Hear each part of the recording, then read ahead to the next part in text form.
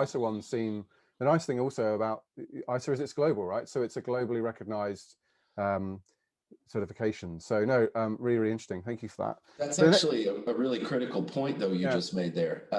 So one of the big aha moments for me over the last 20 years of this is that other professions are generally local, right? So you go see a doctor locally generally. And again, I'm not talking about sort of the recent telemedicine and some of that, but even then, the vast majority of the infrastructure is local. I mean, you're a doctor in France. That doesn't make you a doctor in the United States. No, there's different regulatory kind of rules and policies and drugs and so on, isn't there? Our profession is global. You're just as likely to work with a certified architect in India, in China, in South America, in North America, as you are in Europe.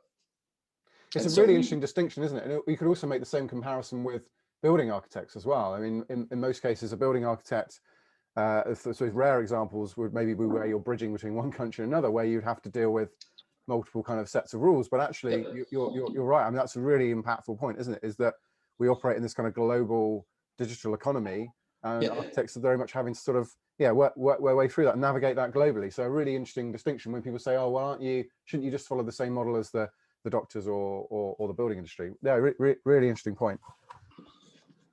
Well, it's extremely important too, because right now the difference between the opportunities and experience and competency models in different parts of the world, not to mention culture, right? The cultural exchanges and understanding how to make that work.